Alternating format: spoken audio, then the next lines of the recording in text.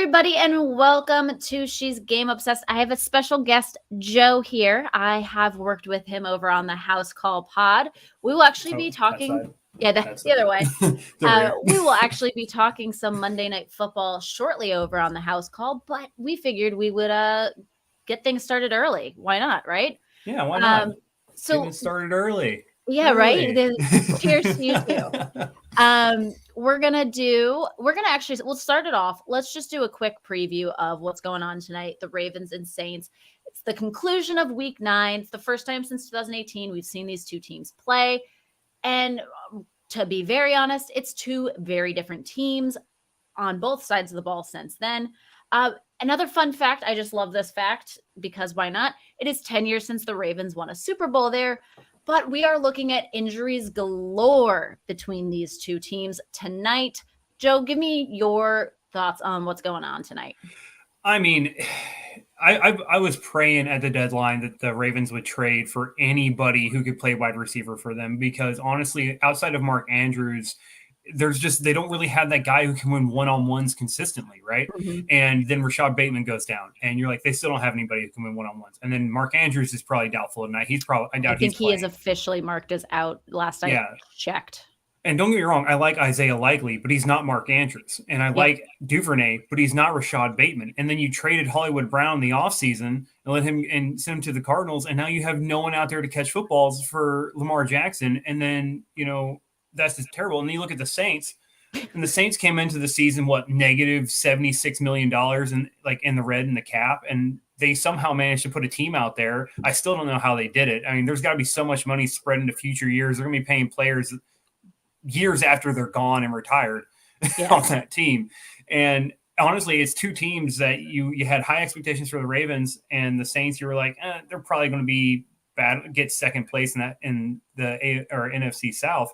And now it looks like the Saints might be the powerhouse of that division, and the Baltimore finds themselves in a dogfight with the Browns and the Bengals. And is it really a dogfight?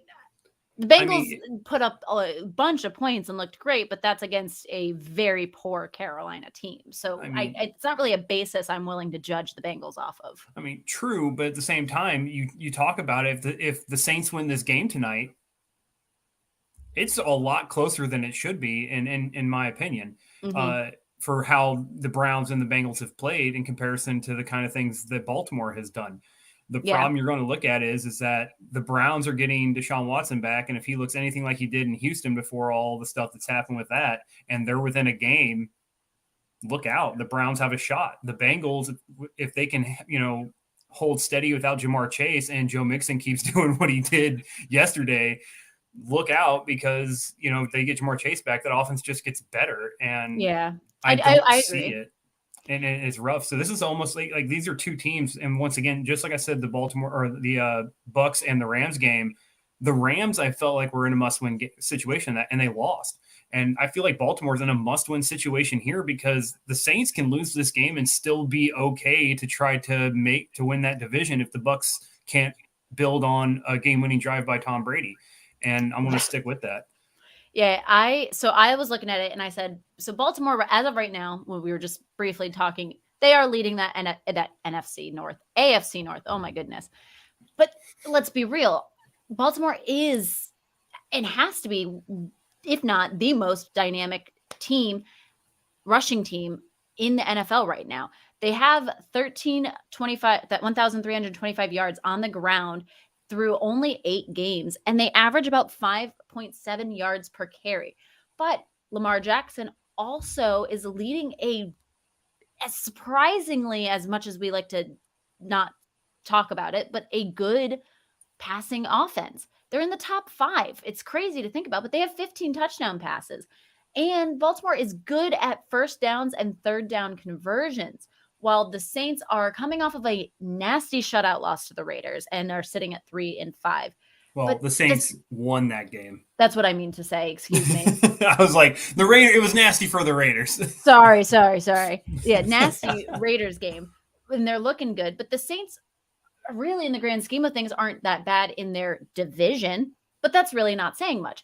Andy Dalton is starting, and he's definitely helped and improved upon this offense. But that's also not saying much because it is Andy Dalton. but they are averaging 29.6 points per game with Andy Dalton there in the center. Overall, though, I think the Ravens are going to pull out a win. I feel more confident in them being able to do so. You see, I'm actually on the other side. I think that the Saints win this game. It's hard for me to really pick against the Saints because they've been in just about every single game they've played this year. It doesn't feel like they've ever had a game really where you could say like, oh, they got blown out or they didn't really do that well, except for like when they were trying to find a quarterback after, you found out that Jameis Winston had 4 fractured vertebrae in his back. But Andy Dalton's doing exactly what they need him to do. Smart decisions, taking care of the football, outside of that ugly pick 6 he threw against, I think it was Philly, if I remember correctly, where it was the best slow-mo. People were like, oh, put this up in the museum because it's just Andy Dalton like, oh, my God. And you see this guy just sailing through the air behind him into the end zone. Yeah. But, I mean, Alvin Kamara is getting back up to speed. I think the Michael Thomas injury hurts him a little bit, but it wasn't like he had been playing a lot anyway. So you still have Olave. They got weapons there, and that defense is, it can surprise you. I think the biggest problem with the Ravens is their lack of offensive weapons right now. And that secondary, like, once again, the Ravens trade deadline thing made no sense to me. Like, you get Roquan Smith, but he doesn't play corner. He doesn't play wide receiver, which happen to be the 2 things you need the most. And great, it's Ray Lewis 2.0, by the numbers. That's what everyone's been saying, that Roquan Smith is the only linebacker since Ray Lewis to do the things he's doing on the football field, but that's not going to help your secondary cover, deep balls. No, they need an Ed Reed, which I had high hopes for Kyle Hamilton this season. I was really, which again, being a rookie, he's not playing horrible, but he's not putting up the numbers that and I'm sure many Baltimore fans were hoping, and I'm sure the team even was hoping. But you can't talk about the Ravens without bringing up the fact that Ed Reed and Ray Lewis were the best to do it, and they made that team look stellar. So realistically, if you're not either of those guys, it's always going to be hard to. I mean, that defense was crazy. You think about the defense they had. They had Haloi Nata, Ed Reed, Terrell Suggs, Ray Lewis. It was just outstanding. Outstanding team. No wonder why they won. Yeah, I mean, and then you think about what was in Pittsburgh at those times too, and you're talking like just Troy crazy Polamalu. Troy Polamalu. God, I'm blanking on his name right now, but he played for the Patriots for a little bit over there, defensive end. You know who I'm talking about. He's the one who intercepted the ball against the Cardinals, ran it back for like 100-yard touchdowns, defensive end, like crazy. Oh my God, I see his. He's been retired for you. Yeah, you can see his face. They always see these crazy workouts. Anyway, I cannot remember his name right now, but it was just a great time for football, defensive football. But those guys aren't walking through the door in Baltimore anytime soon. Yeah. Well, I think let's move on because we'll be talking more about Monday Night Football here in a little bit. But let's talk about Week 9. I named this episode, Teams Have Finally Found Their Identities. So moving into that, Packers at Lions. And I'm not saying identities in a positive way necessarily. I'm meaning, have we finally figured out what's going on for each of these teams? And I think these are 2 teams you can really look at.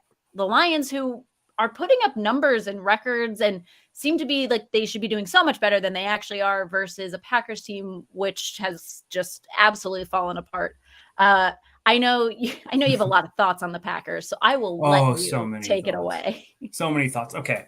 So I wish I had clipped the videos because I would ask you to put them in here right now. So let's go back to it, right? I honestly think that the Packers lose if Bailey Zappi plays the first 3 drives for the Patriots in that game. I mean, the fact that they had to go to overtime to beat a rookie quarterback who got probably maybe 10% of the first team reps. Right then and there, I knew the Packers weren't good. And everyone that had told me that, we said, oh, the Packers got a really good defense, all these things. And what happened the next week? I was like, oh, no, the Giants are winning that game. And they're like, who's the quarterback for the Giants going to be, Joe? It doesn't matter. The Packers are not good. And what happened? The Giants beat them. And then I called the last 4 games, and then I hated it. I hated to do it, but I had to ask myself, which one do I trust less? Do I trust the Lions defense less or the Packers offense less? And I was like, the Packers offense has Aaron Rodgers. There's no way that Aaron Rodgers doesn't take advantage of this defense. And what's he do? Goes into the red zone 3 times and throws a pick in the red zone 3 times. I know. And everyone's sitting here, they were complaining, oh, the front office hasn't done enough for Aaron Rodgers. They didn't give him enough weapons and all these things like that. They've done Aaron wrong. What has Aaron done for the Packers besides take up their cap space I mean, they were negative $48 million Yeah. over the cap. They cleared up all that money, moved all this stuff around, and then went right back to the line and gave all the money they cleared up to Aaron Rodgers to keep him there. They can't sign anybody else. On that end, and you and I also have spoken about this. I'm sure it was off camera even, but you and I have spoken. And to which my response was, this is the perfect example of it takes two to tango, because yes, Aaron Rodgers has a lot of blame to put, but as much the argument is, what has the front office done for Aaron Rodgers? And that is a very true statement in my opinion. The one defense I will say for the Packers, and it was very much highlighted by Lil Wayne, Weezy F Baby's tweet, where he said we should have gotten rid of 12 when we could, because everyone was saying we should keep Davante Adams. Yes, you should have kept Davante Adams. That's a no-brainer. But what was Jordan Love going to do with him? Jordan Love is not the answer for the Packers, and it's not like the Packers front office looked like they were going out to get the weapon that could have used Davante Adams. So I mean, like, if you're going to send one, send both. I mean, I say this about all the teams in the NFL, right? It is better to be bad so that you can be good later than to be continuously mediocre and live in mediocrity forever, because that's what the Packers are doing now. They literally held on to people that they should have gotten rid of. I mean, I did a salary cap thing on them earlier in the year, and I was like, listen, you're negative $48 million over the cap. These are the people that are aging on your team that are eating up at least 15% or more of the cap. And it was like David Bakhtiari. It was a bunch of defensive players who were like in their 30s. I was like, these guys need to go. Cut them, trade them, take what you can get, just get rid of them. All right. And that clears up your cap space. Then it's like, then you look at, after you're done, do you have enough to compete? If the answer is no, you ride with Jordan Love. Aaron stays out there. You let Davante, you see who can take Davante Adams, and you just roll into the season. And Packers fans, guess what? You're looking at it like you're probably going to finish, maybe second, possibly third in this division. You're probably going to finish there with Jordan Love. Let's be real. Like, I mean, true. Like you literally paid Aaron Rodgers $24 million or whatever it is this year. Granted, he's only eaten up like 14% of the cap, but that's 14% you could have saved for anything else. Or just took into next year. Don't use it.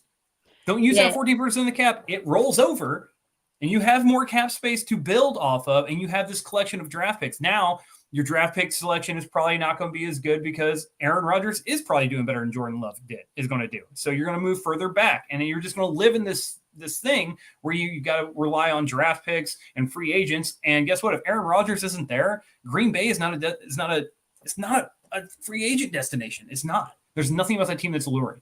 Yeah, I will say there was one stat that blew my mind I heard earlier and on the Packers side, and that was the Packers have been 500 or better 26 out of the last 30 years. So I can understand why Packers fans are so upset, because realistically for 3 decades, they've been a top team and have been good.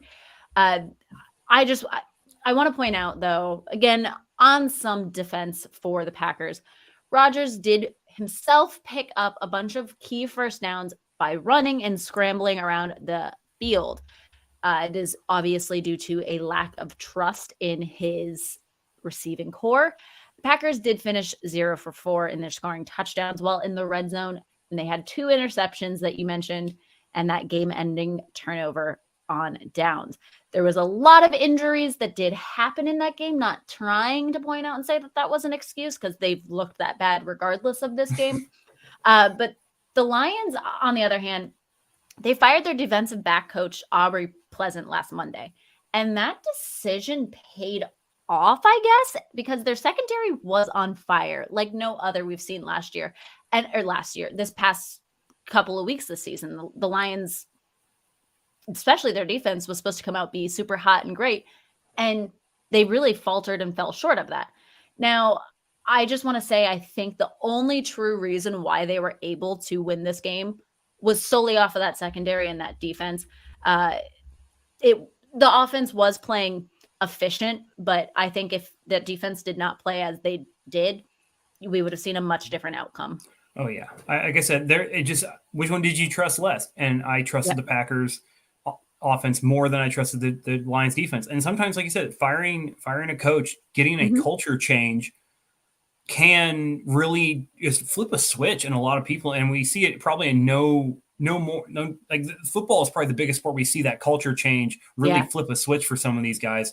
And that's what it was. And sometimes you just get a different voice in there or, just change up the dynamic a little bit, and it pays off almost immediately. And the Lions, I mean, I'm just happy for Dan Campbell, man. Yeah. I think that Dan Campbell he's a player's coach. And I think everyone in that locker room loves him. And I think everyone in that front office loves him. I love Dan Campbell.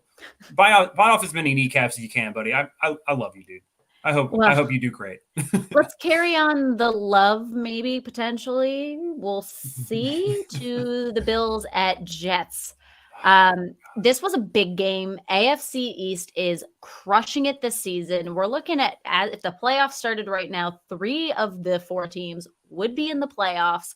And it oddly, I started out the season thinking it was going to be Bills, Dolphins, Jets. Actually, I really thought it was going to be Bills, Dolphins, Pats, Jets. I don't know why. There's some lingering feeling I have now. Is it going to be Bills, Jets, and then it's a duke out for third between the Dolphins and Patriots?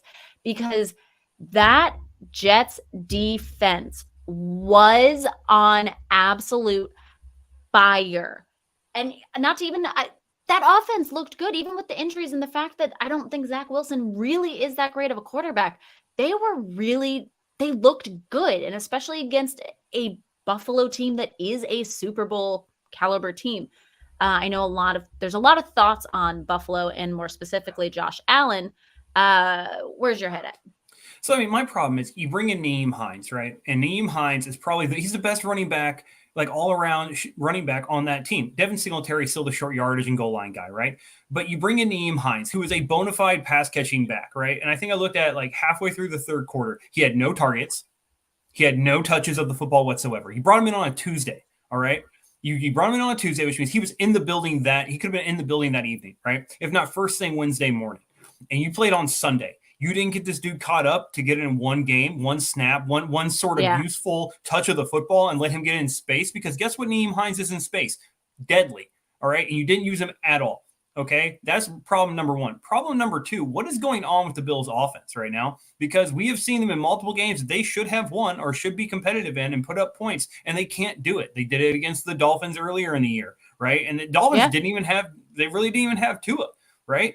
And now they did it to the Jets. And it seems like when they face an AFC East opponent right now, they can't figure out how to get the offense going. And then the third play from the end of the game, you look over and Josh Allen suddenly grabbing his elbow and his next throw bounces to Stephon Diggs. And you're like, if Josh Allen's hurt, the Bills I don't think the Bills are a wild card team anymore. Josh Allen is that offense. His passing, his rushing ability. I mean, you look at the what they did. He pretty much carried them into the end zone on his shoulders. I do very much agree with you. The loss of Josh Allen would be existential for that team. But Case Keenum is the backup. And I love Case Keenum. And I think there's videos of Case Keenum at practice. He does have a very good relationship with all of the guys on the team. So I would not see it being super detrimental if Case Keenum did have to come in. But it would definitely take them down pegs. The thing is, Case Keenum can't do what Josh Allen can do. No, don't get me wrong. Stephon Diggs is still going to eat. Gabe Davis is still going to get used. Dawson Knox, all those things like that. But the dynamic of that team completely changes, right? For years now, seasons, Josh Allen's been the leading rusher on that team. There are not many teams equipped to handle the loss of their leading rusher. Look at the Colts. Jonathan Taylor has not been healthy all year, and their offense they're just lining up to pass rush on every single down. Because they don't have a reliable running game, and then they send Nyheim Hines out. No team really is equipped to handle their top running back or top rusher to go down. Like, think about Baltimore. If Lamar Jackson suddenly can't go, they have a backup who's similar, but he's not Lamar Jackson. No. A lot of Ravens fans I've heard, they're like, "Oh, put him in, take Lamar out."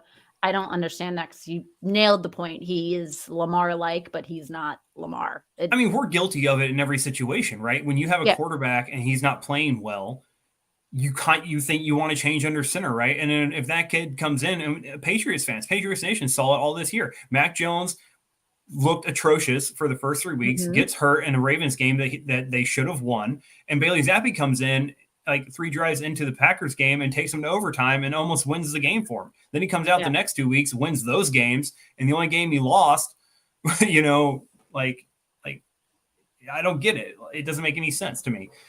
But I understand, like, from a fan perspective, why you want that, but it's not going to happen. And the Bills, I feel the same way. Like, Josh Allen, he's their offense. Now, I think Nyheim Hines addition, they need to start using him in every way they can, because if Josh Allen is hurt, you need to stop letting him take these hits, take these risks, and just use Nyheim Hines to keep Josh Allen healthy until the playoffs, because otherwise you're really going to be in a bad spot. Go on. No, you're good. So I was just going to say, it's to the point. So everyone is bashing, and I say everyone, I saw it on shows all this morning, bashing the Bills and saying, oh my God, the worst performance. The Bills don't look like the Bills, and on and on and on. Here's my issue I have with that. And I felt so eloquent when I typed this up on my notes. Allen made several bizarre throws, and it was an odd day, and it was definitely not his best game. However, this is a wake-up call game, and teams need this. This being the worst performance of the year is going to humanize one of the best teams, because they realize they can't just roll into every game. They can't just expect, oh, it's the Jets, we're going to win. This is it. This is easy. We don't even really have to try. It's making them realize, holy crap, we need to actually work. We need to actually be on the field. We need to get our heads in the game. And part of the thing that frustrates me about this is people were tearing Josh Allen apart. And that's the fact that, you know who had almost an equally poor performance and has been having throughout the entire season? Tom Brady. And where's the energy on the fact that Tom Brady's playing like complete garbage, but then the energy that's given towards the one game that Josh Allen had that wasn't a good game. And that's what's crazy to me, is just where is it? Why are we so angry about one and not the other? Well, so here's the problem, right? Josh Allen, like you said, he made bad decisions. He didn't throw the ball right. It was a bad performance. Tom Brady, if you look at his stats, he's not turning the ball over. He's still scoring touchdowns. He's still getting the yards. But you can turn on tape every game Tom Brady has played, and it's not Tom Brady. He's putting the ball where it needs to be. No one's catching it. It would be different if Josh Allen was putting it right on Stephon Diggs, right on Gabe Davis, right on Dawson Knox, and they're just straight putting it right in the grass. That's a totally different excuse. But when Josh Allen is putting the ball in harm's way, I mean, it's his fault. And plus, you're a quarterback, right? This is a quarterback league. Your team wins, your team loses. It's the quarterback's fault. It doesn't matter if his offensive line gave up 13 sacks and they can't, they're a strainer trying to hold back water. It doesn't matter. The quarterback is the leader of the offense, and he is directly responsible for how that unit performs. And that's just the way it is. And we try to make these excuses, and we try to be, come from a different angle. It's like, oh, his offensive line is not blocking for him, his receivers aren't catching the ball. But at the end of the day, it's Josh Allen. He's an MVP character. He's supposed to be able to overcome these, poor showings by these other people. He's not supposed to have the poor showing, and that's the problem. Yeah. Plus, he's one of the biggest names in football. So anytime he has a bad game, the world is ending, and we have to lose our minds. It's easy to. Well, we can congratulate the Jets. They played and fought very hard. They looked good on both sides of the ball, especially, again, that defense. I can't commend it enough. Another team that has a quarterback, a star quarterback, a well-known quarterback, whatever adjective you want to put in front of that. Young gun, up-and-comer. I don't know if he's really a young gun or really an up-and-comer when I go to the game. The Vikings. Oh, this one. At Commanders. Mr. Icy Kirk Cousins himself. Iced out. I mean, I've never seen so many necklaces with diamonds on them in my life on one person. Maybe two chains. I wholeheartedly, the Commanders should have won this game. That is my number one, first and foremost take. Now, granted, for Minnesota, they really trailed in this game up until the last quarter. And when they finally decided to kick on gear and get into this game. But Kirk Cousins nailed this description. He said it himself. A win is a win, but the Vikings need and have to win more convincingly than what we've put out there. And it is very true. With the weapons, Justin Jefferson, Dalvin Cook, and you know what? TJ Hawkinson fit right in with that offense. They have the weapons and they need to be winning by more. Now, granted, I'm a big fan of the Commanders. Number one, I love Ron Rivera, but I think we're also seeing exactly the same formula that happened last year where they started off terrible. Like their defense was absolutely nothing at the beginning of the season. And now we're midway through the season and all of a sudden their point of view is it's only up from here. And I think they really are only going to go up from here. Where's your head at? I mean, honestly, the Commanders, the biggest thing they could have done was put the guy who's shown the most competency and who the team really rallies behind under center. That's Taylor Heinicke. I think if they make this change earlier, they're probably like, I made this bold prediction. I think it was last week on the house call. I said, it would not surprise me if every single NFC East team makes the playoffs this year because there's really not a lot of other teams that could do it. I mean, if the Seahawks falter or the 49ers can't get it done, the Commanders are right there. They're not far behind, and it just takes those teams to slip up a little bit. Yeah, it's the same way. Point I was talking about this morning. It's AFC the same East way. Is knocking on the door to have all four teams. Yeah, potentially. And we thought that was the AFC West, and now it's looking like it's going to be. It could be both East NFC Coast, East, AFC East teams. Just East Coast killing it. And Taylor Heinicke, for whatever reason, I don't know. Like he wasn't highly recruited. He wasn't highly sought after in the draft. He's bounced around a bunch of teams. He was on the Patriots practice. He was a cut in the preseason with them, and he went and played in some other football leagues. And now he's back and every time they put him in for the Commanders, the guy wins football games. He keeps them competitive. The year Tom Brady took the Bucs to the Super Bowl, the Commanders were in that game because of Taylor Heinicke. And they just keep trying to move off this kid and move off this kid and move off this kid. And it's like, just give the guy a chance, man. Because he's obviously interesting. The best they got. Because if we remember a few weeks ago, right before the Wentz injury, Ron Rivera was asked, what's your issue versus the other NFC East teams? And he goes, simple, our quarterback.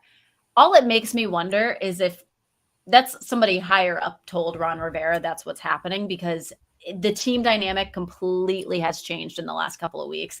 Yeah. And again, this was a game they should have won. They were the reason that the game did not go through the way they wanted it to, in my honest opinion.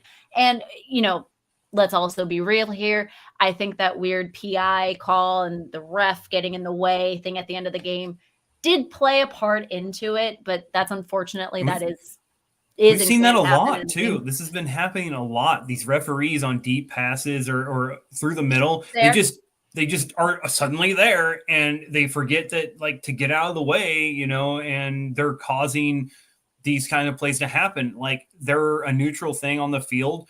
Obviously, we've seen players throughout the year have used them as picks and use them as buffers, and to use the referee as essentially a 12th man and running these routes. And that's part of the game. As a defender, you have to be as aware of where the ref is just as much as the ref is trying to be aware of where everybody else is. And at the end of the day, if the offensive player is going to use them that way, you got to start preparing for it. Yeah, and just have some random person run around practice. Something. I mean, and even then, if you think about it, the safety is the last point of defense there. So if you're a corner and your corner runs into the referee, where's the safety at? We can point fingers all day, but I mean, at the end of the day, like you said, the Vikings need to win more convincingly because honestly, they're just doing the same things that the Vikings have always done. They're there. They're getting the points that they need to, and I can't fault this Vikings team because they are getting it done. When they in a Vikings way. I mean, they still look like the Vikings to me. Do. You nailed it. It's the Vikings. But yeah, Kirk nailed it, and the fact that he said we need to win more convincingly. Yeah, and I said the same thing about the Vikings. I said everyone's like, how far do you see the Vikings going this year? I said as far as Kirk Cousins allows them to. Yeah. Because that's the end of that's it. It's how far is Kirk Cousins going to allow the Vikings to go? It seems like he's getting a new diamond necklace every week that they win. So he'll probably want to continue this up. Hopefully, fingers crossed for the Vikings fans out there. So the next one, this one is a game. though it kind of, I think, turned out the way exactly as I definitely expected it to, I just can't help but dote on the team. Like, I want to. All I want to do is talk about this team and how impressive they are. I definitely counted them out, and hopefully me talking about them enough does deserve me a right back, and that is, of course, Mr. Geno Smith and the Seahawks sweeping the Cardinals. They have a 2.5 game lead on the NFC West. This is their division to lose at this point. And honestly, if anyone else takes it, I will be very upset. They deserve to win this season. Kenneth Walker, offensive rookie of the year, maybe, potentially. The Cardinals, there's nothing I have to say really about the Cardinals. They played exactly as I expected them to. They looked exactly as I expected them to. What did you think? I mean, it's just another example of a team that's underperforming with the talent they have. I think that the loss of Chandler Jones is playing huge on that defense. I think that, everyone thought that as long as they could be serviceable until D-Hop got back, they would just take off. And the problem is that one player does not solve your problems. Even though D-Hop is playing out of his mind, it's clear they have other issues in that team, whether or not it's Kyler Murray not putting in the work, when he's not in the facility, or even when he is in the facility. I mean, you don't put a clause in a contract extension saying you got to like make sure he's studying and not playing video games unless you honestly believe the guy's not doing the work. And, I think that was the beginning of the turmoil that was going to be the Cardinals. As far as the Seahawks are concerned, Kenneth Walker, like I said, he's probably offensive rookie of the year now that Breece Hall's out for the rest of the year. I mean, And Geno Smith is showing everyone what the Jets thought he could be. And I think that, if he had gone to a more sturdy team that had an established culture, maybe this is the Geno Smith we would have seen the entire time, because obviously you put him in a system with an established culture with a good head coach, because that's what Pete Carroll is. He is a good head coach. You don't coach for as long as he's coached and be total dog shit. I'm sorry. You just don't. And the Seahawks defense is playing well enough to keep to limit some teams, and the offense is playing out of its mind. Like I said, Kenneth Walker, great. And the best thing I've ever seen was that DK Metcalf fake fade to the corner and because if that corner turns around, Kenneth Walker doesn't get in. Yep. But he's sitting there faking this dude out, and the guy just completely believes everything DK's doing, and it's a perfect thing. And it's just a whole team playing together. They're not playing after stats. They're having fun. A cohesive unit. Looks great. The Seahawks, like I said, the one thing that concerns me about the Seahawks is the fact that if the 49ers get healthy, if Debo comes back, Brandon Ayuk, Christian McCaffrey, George, you got Kittle there, Garoppolo's showing up, and they're doing things. It's going to be a dogfight, and it's going to be a foot race to the finish to see which one of these teams actually wins that division. I completely agree. You nailed the point. It is a very fathomable and true point. I guess it's just, as we sit, ending of week 9, going into week 10, I don't have enough to trust the 49ers just yet. Even if they were to get healthy, I'm a few pegs away from having trust in them. So that's where I'm at. The Seahawks team, there's two teams that this season I absolutely love watching more than anything. And you and I were just saying it, is they're having fun. They are a team unit. There's cohesiveness. That is number 1, the Seahawks, and number 2 is the Giants. And, we can obviously, Brian Daboll is the reason for that. But it's just fun football, and I can't talk about them enough. I love talking about them. The Cardinals, not so much. I just really also want to talk about the game, because I just really want to hammer in the point that the Seahawks swept the Cardinals this season. At the beginning of the year, if you thought the Seahawks, if you're the only people who thought that was going to happen, and this is everybody at the beginning of the year thinks their team's going undefeated, and they got, I mean, it doesn't matter if your team's complete garbage. It's like, we're gonna win these games. These are games we're gonna win. Yeah. No one went through the Seahawks schedule and was like, we're gonna win the Cardinals, and then we're gonna win against the Cardinals again. I did not. No one even thought the Seahawks. Like, I looked at that division and I thought, okay, the Rams, if the offense looks like it did last year, maybe the 49ers, and then it was just gonna be like some middling at the bottom.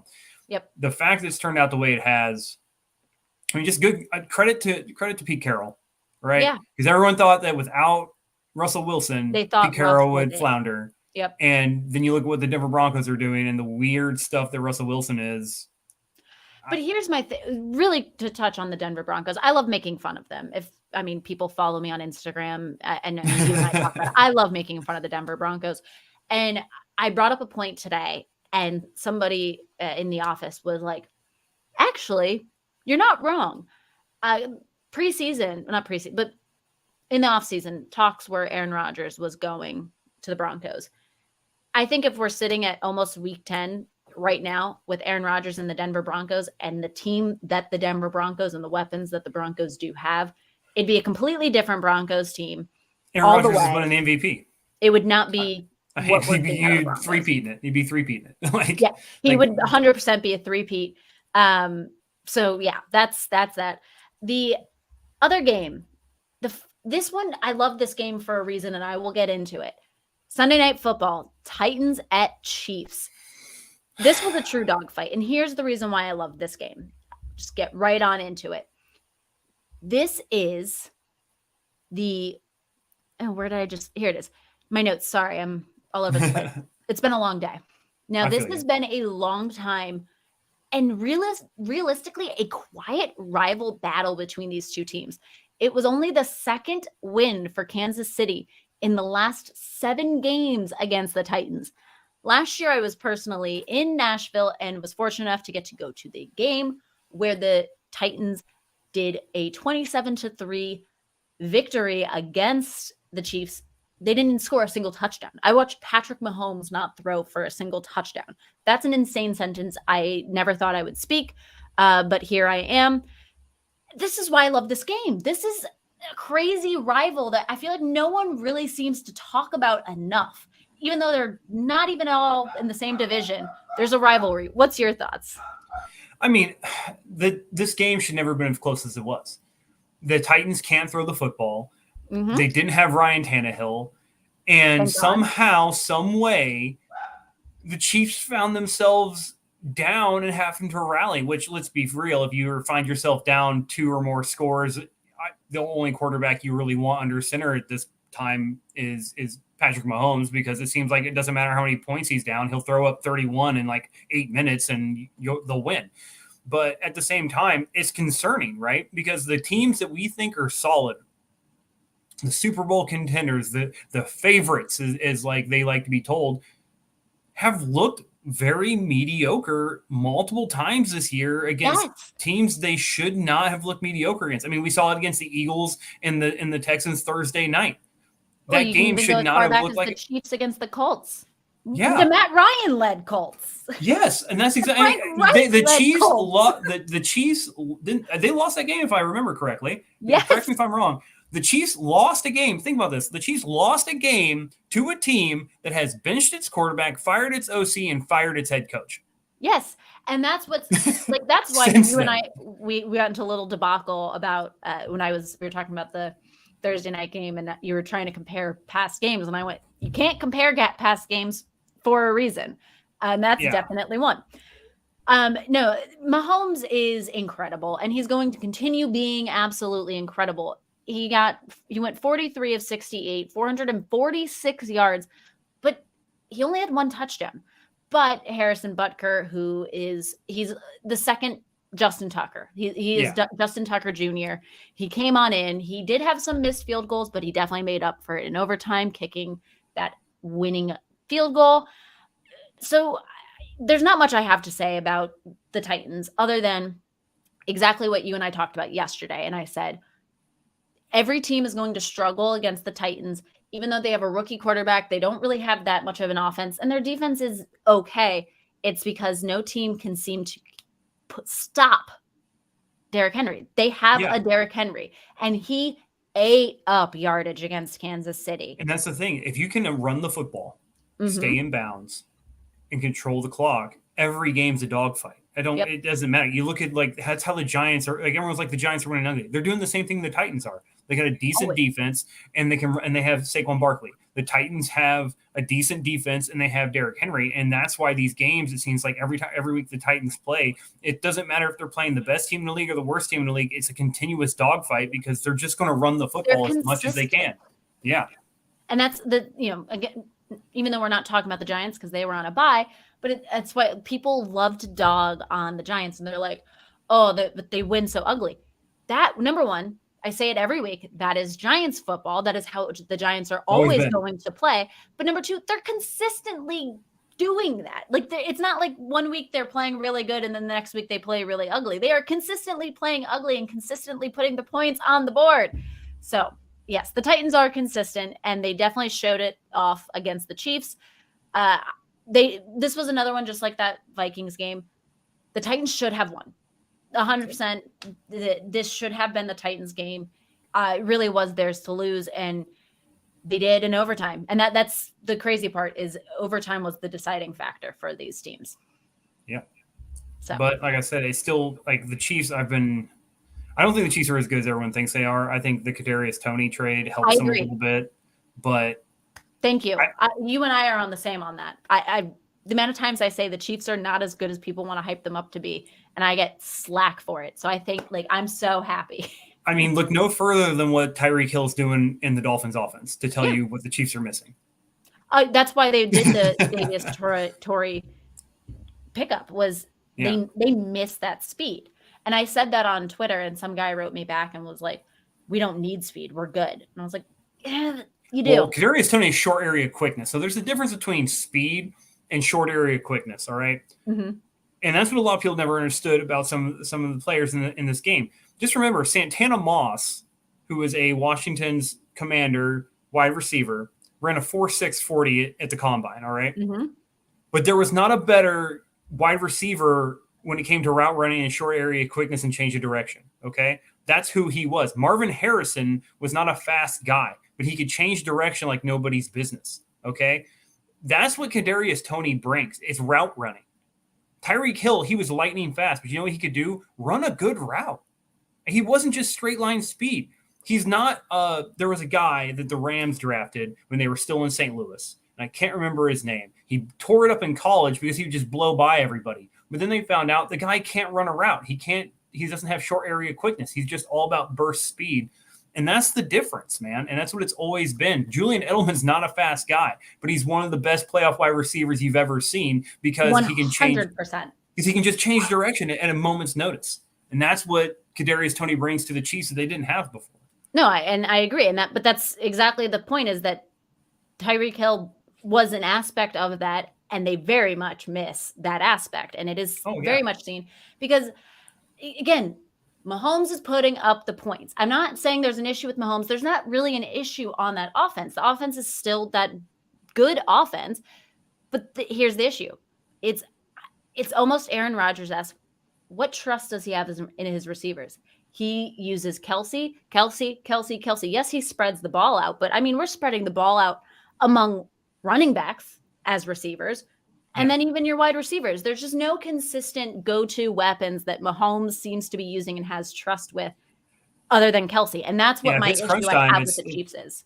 Yeah, if it's crunch time, you go Travis Kelce. Like, honestly, if you look at every game, Bill Belichick is and the only reason I bring up Bill Belichick is because he is probably one of the best defensive minds that this game has ever seen, is that he didn't really care what Tyreek Hill did. He says, it's easy. I'll just bracket him. I'll go underneath coverage with a corner and make sure I got a safety deep, and he's not going to beat me deep down the field. But if you look at the way Bill Belichick played Kelce in every single game, he chipped him on the line. They hit him in the mouth every single time they got. It didn't matter if they lined him way outside. They would just move the defensive end or the outside linebacker further out with him. Yep. He would hit him, and then he would go in.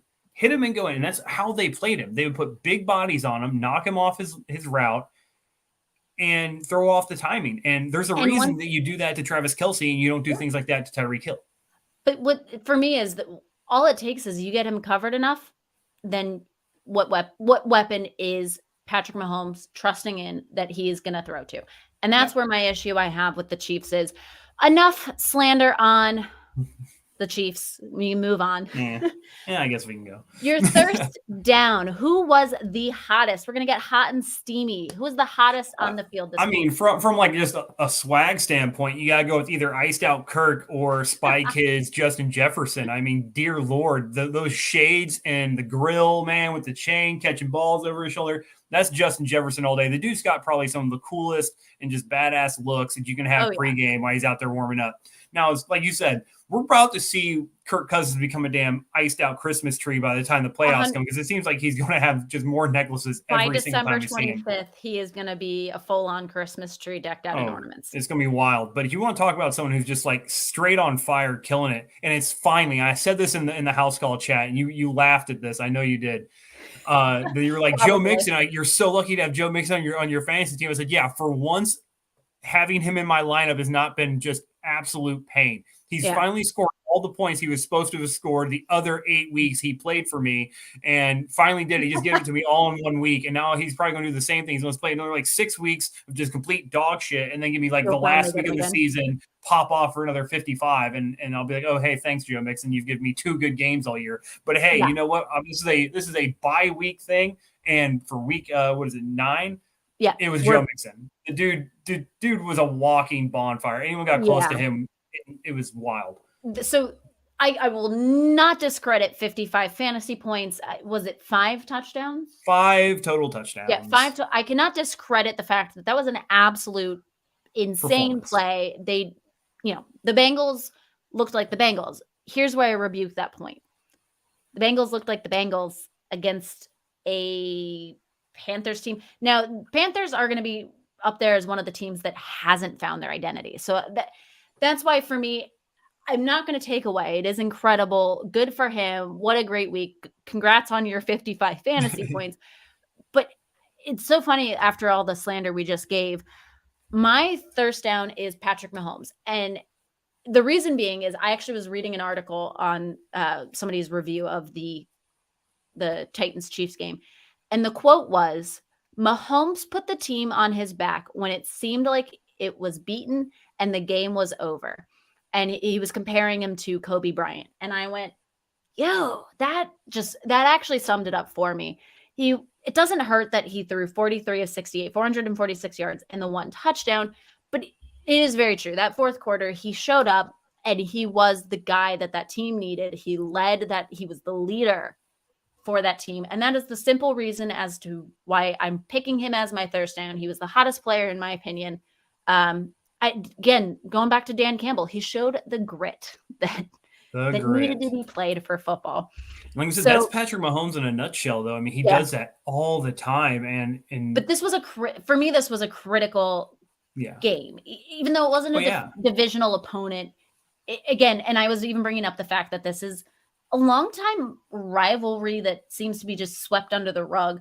That's why, for me, he really was that hot player for me. Yeah. I mean, I can see it. It makes perfect sense. And, it pains me too. Cause like I said, it doesn't matter. You can't turn off a Chiefs game ever. No. They can be down 20. They can be up 15 and you just can't turn it off. The playoff game last season was like, and the Bills won. 13 seconds. So moving on to the questions I received from people on Instagram. I always enjoy just doing these kind of off the cusp. I find them to be more fun that way. Yeah. So we're kind of really only hearing these together for the first time. I just wrote them down. Cool. The first one was it wasn't really a question, but it was more of a statement. So I figured there can be a brief discussion about it. Right. Why can the Raiders not hold a lead? This is the 4th time this season that they've had a double-digit lead, and then all of a sudden just like, what did they do? And Devontae Adams came out and said it. He's like, we were running an offense in the first half that was super effective, and then we just stopped. Yep. We went away from the things that were working, and we lost the game. And so he was clear to point out he wasn't blaming the coaches or the offensive scheme or anything like that. But sometimes you make adjustments in football that you don't need to make. That's what I was going to say. It seems that there's an issue with adjustments, whether they're not being properly made or they're not even being made at all. Because again, the first half, they're playing well. So, going into halftime, there's obviously, whether you're winning or losing, there's adjustments that need to be made. So I feel like I would point a finger at coaching because, again, that's the coach's job. And, this isn't the first time we've seen Josh McDaniels does this sort of thing where he sort of comes in for a half and he blows, and the offense looks great. And then the next half, they kind of just look like they're struggling to keep up with whatever's going on. And you sit there and you're like, why are we doing those things? Why do these things happen? I mean, as a Patriots fan, I've watched Josh McDaniels coach so often, and I'm like, why you're down 7, you have 7 minutes to go, it's 3rd and 14, and you run a screen.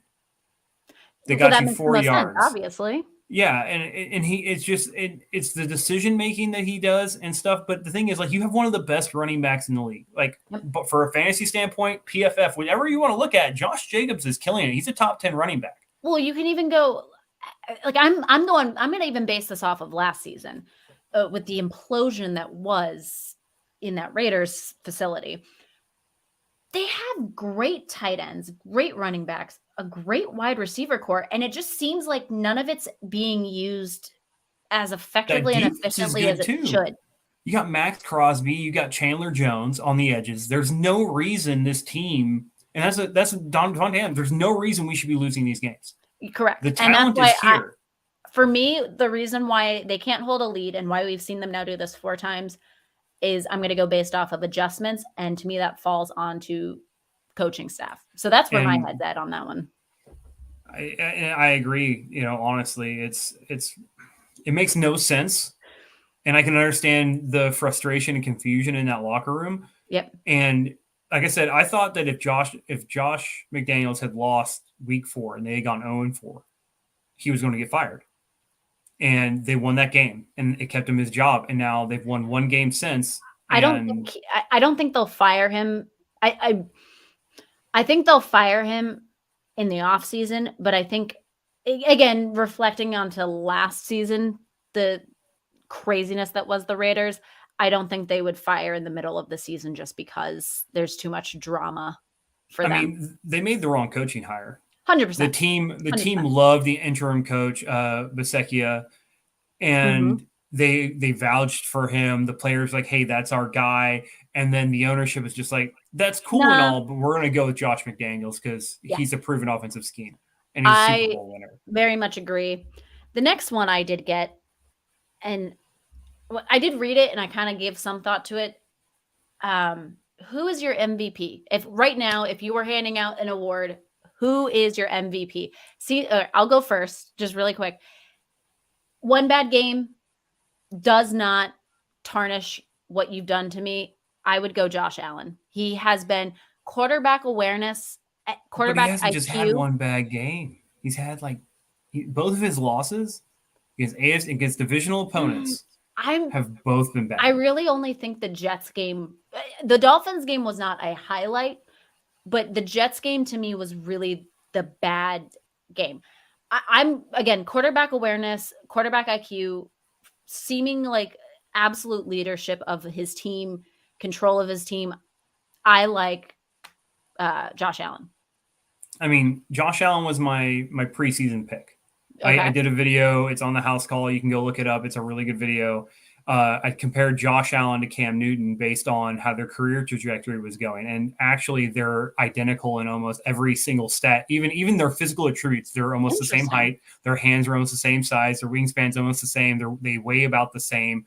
Everything about them through the first 4 years of their careers is, I think, pretty much if you do the math, it's 10 yards per game passing difference and 8 yards per game rushing difference. And the only thing that Josh Allen has on Cam Newton is total touchdowns, which he's got about 20. Interesting. Which, if you think about it, it's 0.6 touchdown per game more, which isn't that much difference. Yeah. But in the 5th year, Cam Newton won the MVP. And I said, this is, and went to a Super Bowl. And I said, that's what Josh Allen's going to do this year. He's going to win an MVP and he's going to go to a Super Bowl.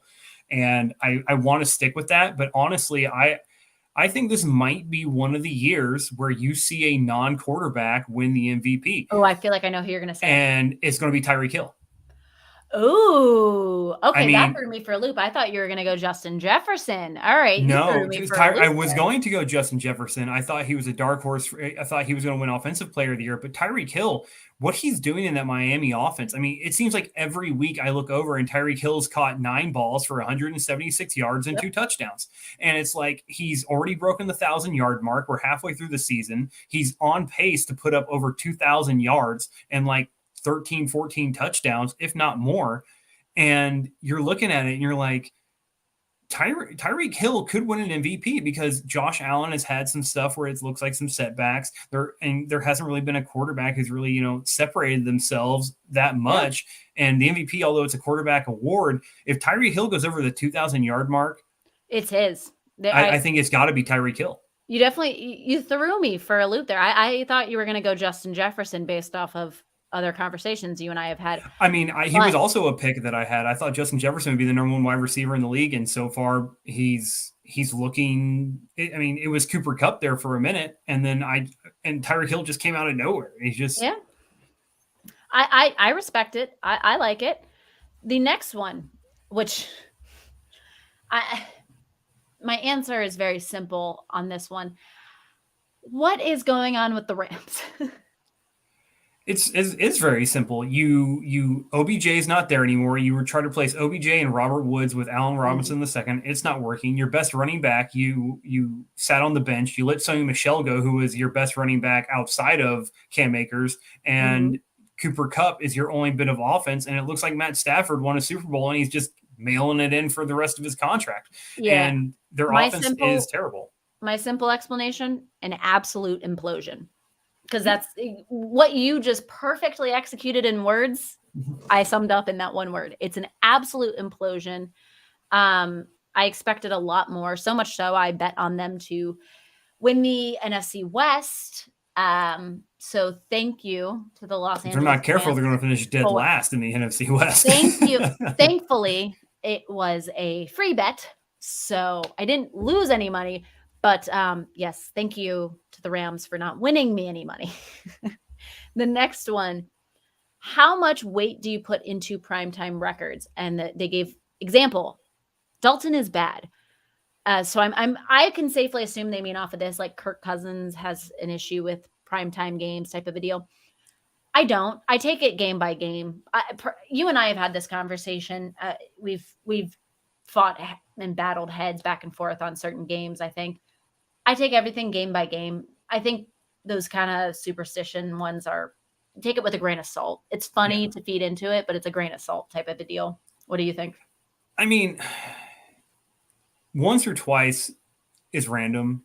Yeah. Consistently is a pattern, right? And it's football. It's football. At the end of the day, it's football. But whether or not it gets in your head that you are probably however many millions of people are going to be watching from the hours of I'm Central Time, so 7:30 to whenever the game ends, it may be something that gets in their head. But like you said, you have to look at the matchup, you have to look at how it's going, things like that. There's a lot. Football's one of those games where it's one of those sports where you're really just if it's raining can totally change the game plan for a game and make your team, if it's a passing team, done. I mean, we saw it with the Bills last year. I mean, it was a primetime game, Patriots-Bills, and it had 50-mile-an-hour winds, and the game was atrocious, and the Bills lose, and you're like, that's a primetime game. Do we judge Josh Allen on that primetime game? No, because the next game he played against the Patriots, the next 2 games he played against the Patriots,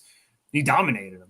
Another one is also a Patriots game, but that's New England. That is classic New England weather. It wasn't last season, the season before.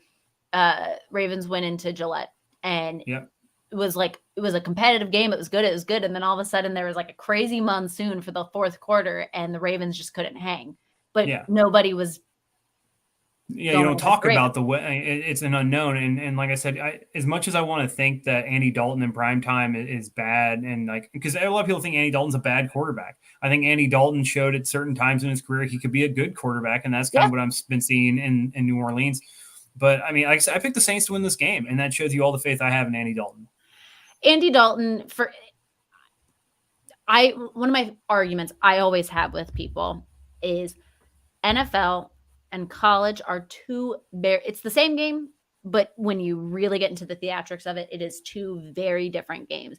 Andy Dalton is an absolute veteran of the NFL. He has seen the good, the bad, the ugly, the ups, the downs, the sideways, the whatever. So I think that there's an advantage for somebody like Andy Dalton in that aspect. I mean, and you can go Matthew Stafford, he's been in the league forever. Tom Brady, there's a list of people that have been in the league forever and have seen it. So I think that's where there is an advantage for somebody like Andy Dalton. I will say, I don't think Andy Dalton has really ever seen somebody like Lamar Jackson. So, but they are not really necessarily playing against each other. Their teams are playing against each other. I mean, they're playing against each other, put points on the board. It matters there. Oh, I love this question. I saw it and I was like, oh, I can't wait to hear Joe's take on it. Arizona looking for a new head coach next season? 100%. Cliff Kingsbury is not getting it done. Not getting it done. And it's hard, right? Because Cliff Kingsbury has been there, and it just depends on how much they buy into it. If it's Cliff Kingsbury, or if it's Kyler Murray just not have it? Is he not I think it's the quarterback of the future? I honestly think the two of them are not getting it. They are what is not getting done for Arizona. But you're paying. It's easier to pay your quarterback and make him play than it is for you to have the coach who should be heading all of that and paying him. I mean, is it really? Because obviously they didn't think that it was enough money to where he would focus on playing football. I think Kyler Murray there's been enough confrontation and enough uncertainty put into his dedication that maybe Kyler Murray is. But I could see them both being gone within the next 3 years. Oh, I agree. Would not surprise me. My issue is, and I'm fortunate enough in this aspect, I think, growing up and watching New England, and you'll very much agree with the point I'm about to make. Bill Belichick is a leader, and he makes sure when he walks in that door, every one of those players absolutely respects him, knows his position, knows his worth, knows what's going on. And I think one coach in particular that comes to mind that just absolutely gets no respect, it doesn't matter, is Adam Gase. And not that Cliff Kingsbury is Adam Gase, but I think there's Adam Gase-like tendencies. I do not think those players respect him. You mean to tell me that Kyler Murray, if Bill Belichick was his head coach, you mean to tell me that Kyler Murray would be playing Call of Duty and not practicing and not watching tape and not doing what he needed to do? Absolutely not. I just don't think Cliff Kingsbury has a hold of his locker room. I do not think he is head coach material enough where he can walk in and command the respect of a locker room. I want to believe that too, but it's sad so often that the coach gets blamed for the shortcomings of the team, and it is his responsibility as much as it is the quarterback's responsibility to make sure the offense is functioning. Yeah. But I think if Cliff Kingsbury is fired, he will find another head coaching job. I agree. But I could see him not being there next year. I think he's going to be one of the, especially if they don't turn this around and they don't make the playoffs. Cliff Kingsbury's gone. Colts are fine. He could go to the Colts. It depends on how Jeff Saturday looks. They just signed Jeff Saturday. Jeff Saturday has been a consultant on that team for years. Interesting. He's a very powerful presence. He's in the Ring of Honor there. The ownership loves him. He knows football. He's seen, there's a video that they posted today, and it's just come up where it shows him and Peyton Manning literally arguing. And Peyton's like, don't worry about the play calls, Jeff. Just, block Jeff. And Jeff's like, why are we not running the football? They only had 4 guys in the box, Peyton, and so Jeff he's not afraid. And you think about how Peyton Manning was and how Jeff Saturday. Jeff Saturday is a really good center. All right. He's probably one of the, and Peyton Manning is an all-time great quarterback. And Jeff Saturday was making like 10% of what Peyton Manning was like. And he was sitting there in Peyton Manning's face, rest of the offensive line, receivers, offensive coordinator, getting after it. Jeff Saturday is a lot like Dan Campbell. He will have a lot of eyes on him for sure this upcoming week. There's absolutely no doubt about that. The first thing he's doing is fixing that offensive line. Oh, yeah, has to. Next question. I think you and I kind of briefly touched on it. Who is taking the NFC South? Saints. I mean, so the Bucs are leading it right now. The Bucs are leading it. Saints. But the Saints look better. I'm I like the Saints more. In a perspective of going into Week 10, we are we just finished being halfway through the season. Week 9 is halfway. Halfway through the season, the Saints play better football than the Bucs do.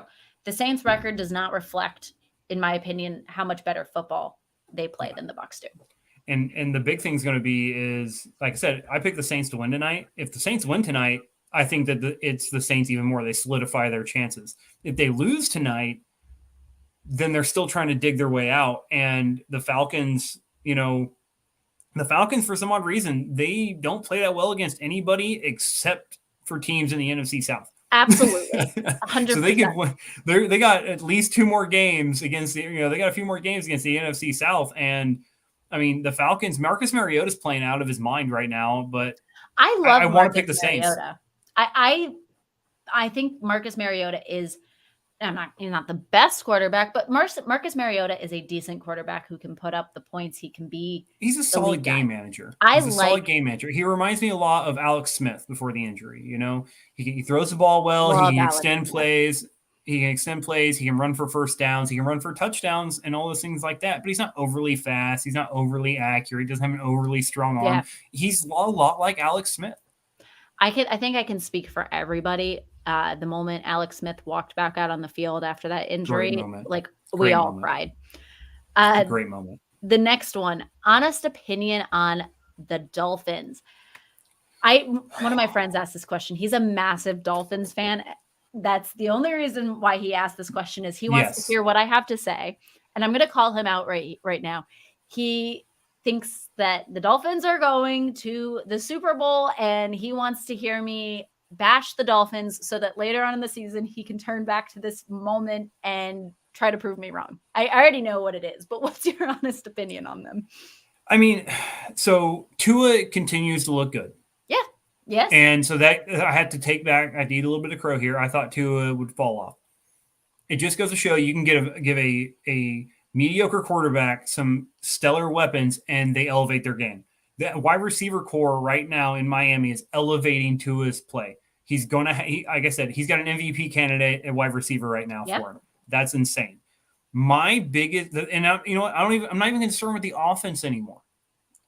It's the defense that I've seen lately for Miami that actually kind of scares me, where they're in really big games, and they seem to play up and down to the defense that seems to play up and down to their opponent. They're on and then they're off. They're on, then they're off. It's inconsistent play. And you can't have that for playoff football. Especially not being a defense. You always need to be on as a defense. And you're thinking about it right now, the Bills offense, if Josh Allen is healthy, they showed that they could hang with the Bills. They beat them, everything like that. I don't know if they do it twice. I don't know if they can do it, 2 out of 3. That's going to be a big question. I do like the Dolphins to make the playoffs. I think that they're going to be a playoff team. I also think they win their first playoff game because I do not think that, as like the 5 seed, because I could see them being the 5 seed. Mm-hmm. I could see them being the 6 seed. The 3rd seed or in the 4th seed in the AFC is not going to be good. They're just not. It's going to be Bills, Chiefs up top, and then you're looking at Titans and possibly the Ravens or, something like that. And I just don't see those teams being able to put up the points that the Dolphins can put up. That being said, you're talking the following week, you're either going to Arrowhead or you're going to Apple Grove. Yeah. It's big games. Yeah. So you're either going up to Buffalo or you're going to Kansas City and you have to play in the snow. Well, so the Dolphins I'm pretty sure their last playoff win was years ago, was against Pittsburgh in the snow. So granted, way different team, but it's always something so odd to me is when the Dolphins go play somewhere really cold, they seem to play better. I can't speak on this team per se just yet. Yeah. It's like a weird thing every season. All of a sudden, the Dolphins go play somewhere freezing cold, and it's like, what? Where was this team in the heat? The biggest weakness, though, of this Dolphins team, their running game. Yeah, but they did. And they tried making trades. We they can got see Jeff in the next Wilson couple of Jr. weeks. They got Raheem Mostert. They're there, and they both are familiar and aware of the McDaniel offense there because he was in San Francisco. The problem is right now is that if you cannot run the football in December, you cannot run the football in January, you're not running the football in February. I agree. Here's a hot take for me on this one, and I will die on this hill. So I do not like Mike McDaniels. I think he is a coward. I do not think he commands the respect of the locker room. I truly think these guys are going out and playing this game, and they're playing for each other. And I'm not bashing and saying they're playing bad or they're this, that, and the other. The Dolphins are playing decent football. As it stands, they are playing good football. And with Tua, they're undefeated, I'm pretty sure. And that's with Tua. I want to say. Yeah. I don't like Mike McDaniels. I do not like his decision making. I think obviously a few weeks ago it was already talked about. There's no reason to drone on, but I think his decision making on necessarily player safety is not that great. I truly 100%, and I think it is so crap what happened. I loved Brian Flores because you look at Brian Flores who came in. He cleaned that locker room up. It's not weird that all of a sudden all these players wanted to go somewhere else because they were under an Adam Gase regime doing whatever they wanted. And then a guy comes in out of a Bill Belichick regime, comes in, makes rules, makes people follow them. And all of a sudden all these players are like, I want out of here. I don't like it. And they move on. He was given absolutely nothing. He took guys that should never been in the NFL and made them NFL players. And I truly, the statement I'm going to say is only because of where it's at. Brian Flores walked so Mike McDaniels can run. I truly 100% believe what the Dolphins are right now is still part of that Brian Flores regime that Mike McDaniels got to pick up on. And that's my hot take on it is Brian Flores should be their head coach. I'm not a fan of Mike McDaniels. Dolphins are playing good football. I don't think they're playing for Mike McDaniels. I think they're playing for each other. Yeah, I can see that. So I'm a huge Brian Flores fan myself too. So I met him. He's a really nice guy. I'm sure. Sweet. Soft-spoken, funny enough for someone who not on the sideline. No, not on the sideline, but like in person, he's soft-spoken. At least to me, he was. Yeah. Walk or speak soft, carry big stick, or something like that. You're right. Walk soft, carry big stick. So the last one is there's a lot of coaching questions. Where is Sean Payton going? Who's calling him? I mean, a lot of people are going to call him. There's going to be a lot of people calling Sean Payton. I don't know if he coaches next year because Sean Payton said he would come back for the right job.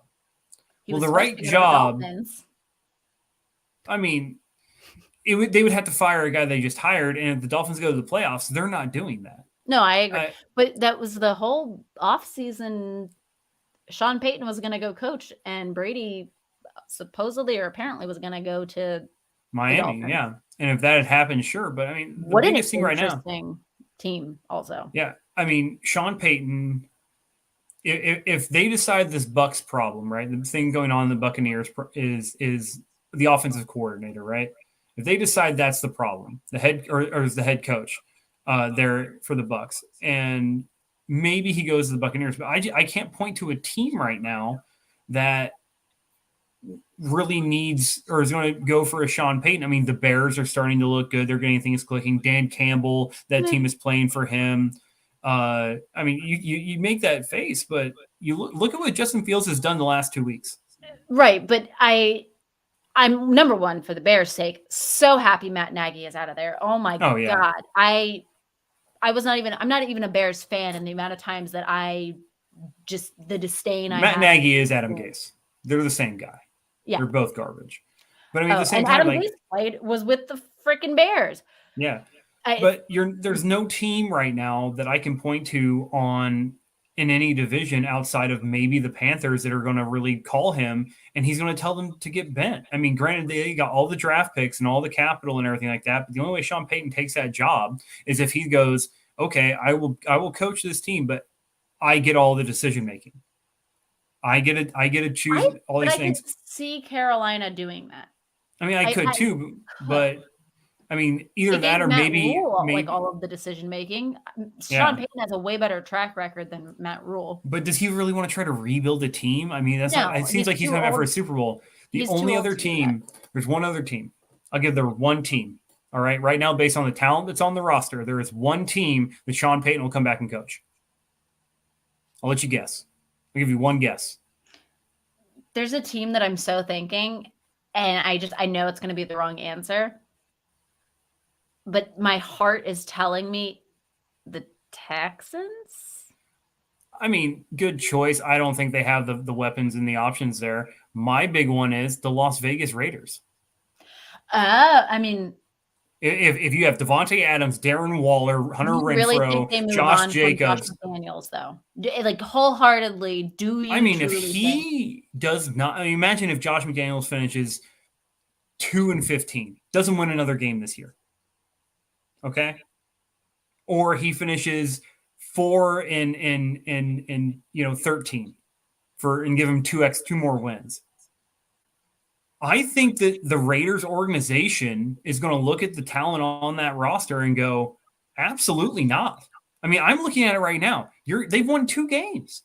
We've gone over it. They have a bona fide guy who's been a number 1 wide receiver in the league. They have one of the top 5 tight ends in the league. They have one of the best slot receivers in the league. They have a running back who's top 10 in PFF and fantasy football points per game. And they have one of the top 10 rushing offenses in the game. They have Derek Carr, who is at times looked like he could be a top 10 quarterback in this league. And then they have a defense that has Chandler Jones, Max Crosby, and a kick-ass linebacker and some decent corners. Like, how is this team 2-6 right now? And going to looking at 2-7. There's no reason for it.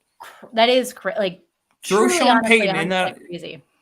Throw Sean Payton, who's a proven winner as a head coach, who's shown to take. You give him a quarterback who's smart, intelligent, and has an arm, with a wide receiver who can go get a football, and a running back who's all about getting after it.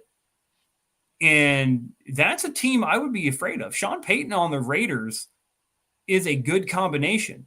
They just got to fire Josh McDaniels. And if I'm telling you right now, if Josh McDaniels does not have another win under his belt, bold take, by week 12, he gets canned.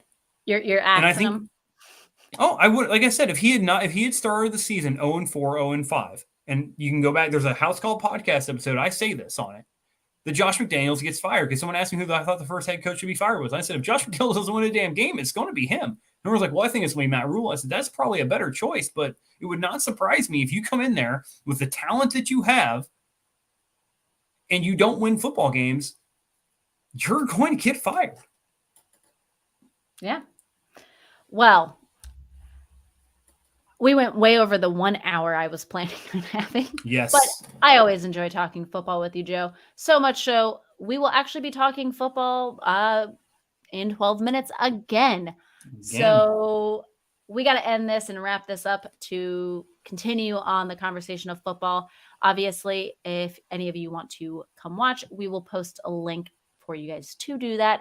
But for now, that is me, Jill, signing off of She's Game Obsessed with my guest, Joe. Bye, guys. Happy to be here. We'll see ya. Later.